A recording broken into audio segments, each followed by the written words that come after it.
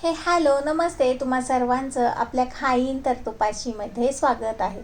आज आपण बनवत आहोत भेंडीची भाजी, जी की आता मुलांचे स्कूल वगैरे चालू झालेले होत आहेत काहींचे, तर त्यांच्या टिफिनमध्ये तुम्ही नक्कीच देऊ शकता आणि मुलं ही भाजी आवडीनं नक्की खातील.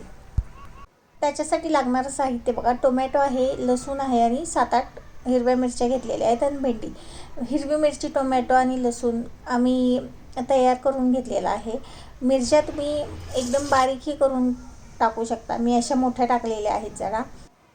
तर बघा, तेल टाकलेलं आहे मी थोडंसं आणि त्याच्यामध्ये मिरच्या टाकलेल्या आहेत. मिरच्याचा कच्चेपणा जाऊस्तोपर्यंत आपल्याला ते चांगल्या मस्त परतवून घ्यायच्या आहेत. आणि त्याच्यानंतर मी टाकलेला आहे लसूण. लसणाचा कच्चेपणा गेला की आपण टाकूया टोमॅटो. टोमॅटो ही मस्त असं परतवून घ्यायचं आहे जोपर्यंत ते मऊ होत नाही. आणि आता आपण मीठ टाकूया जेणेकरून टोमॅटो पटकन मऊ होईल आणि शिजेल. टोमॅटो जोपर्यंत मऊ होणार नाही तोपर्यंत आपल्याला भेंडी टाकायची नाही आहे. ते थोडंसं असं 5-1 मिनटं परतवत ठेवायचं आहे. एकदम स्लो गॅसवरती ठेवायचं. आता आपण भेंडी टाकूया आणि भेंडी टाकली की आपल्याला गॅसचा फ्लेम आहे ती मोठी करायची आहे. आता भेंडी मस्त अशी परतवून घेऊया आपण, जेणेकरून ती चिकट होणार नाही. भेंडी जेव्हा तुम्ही टाकता कढईमध्ये, तेव्हा ती मस्त चांगली अशी परतवून घ्यायची आहे, म्हणजे ती कडक होणार नाही. आणि मीठ जे टाकलेलं आहे आपण, त्याचं पण पाणी सुटतं. म्हणून मीठ टाकल्यानंतर आपल्याला टोमॅटो पूर्ण स्मॅश होऊस्तोपर्यंत किंवा ते मिठाचं पाणी सुटून पुन्हा ते टोमॅटो एकदम असा नरम होईल तोपर्यंत परतवायचं आहे आणि मगच भेंडी टाकायची आहे.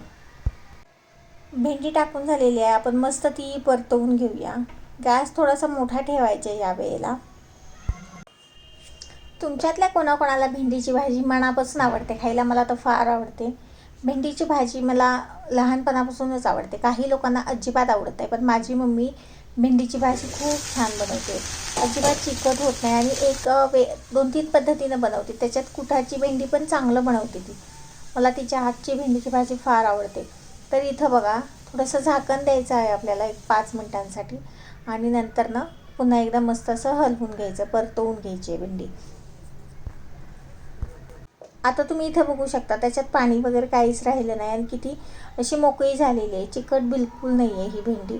आता जेव्हा आपण 5 मिनटं झाकण दिलेलं, तेव्हा ती बऱ्यापैकी चांगली शिजलेली आहे भेंडी.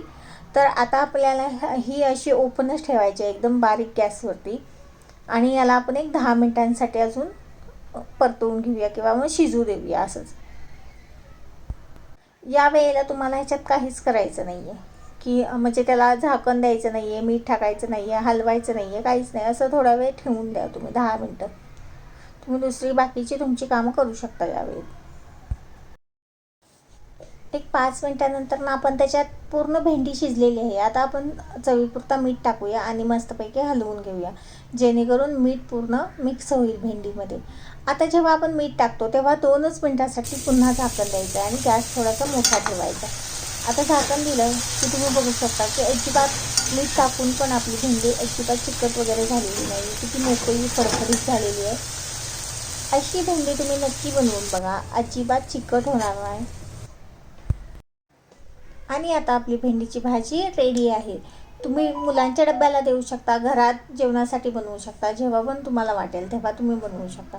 फक्त काळजी घ्यायची आहे की भेंडी खूप बारीक कापायची नाही, खूपच बारीक. ती थोडीशी अशी पीसेसमध्येच कट करायची आहे आणि मीठ टाकताना अगोदर टाकायचं नाही आहे, म्हणजे खूप म्हणजे मध्येच भेंडी टाकली आणि मीठ टाकलं असं कधीच करायचं नाही, त्याच्यामुळे भेंडी चिकट होते. तर तुम्ही बघू शकता आपली किती मोकळी फडफडीत भेंडी तयार आहे. तर तुम्ही नक्की ट्राय करा ही भेंडी. आणि तुमच्याकडे कोणत्या पद्धतीने भेंडी बनवतात तेही सांगा. आम्ही अजून एका पद्धतीनं भेंडी बनवतो, जी की कुटाची असते, कूट टाकून. किंवा अजून एक पद्धत आहे माझी मम्मीची, जी की दही आणि कांदा टाकून पण बनवतात. तर तुम्ही कोणत्या पद्धतीनं बनवता ते मला कमेंट्समध्ये नक्की सांगा. भेटूया पुढच्या ब्लॉगमध्ये. बाय.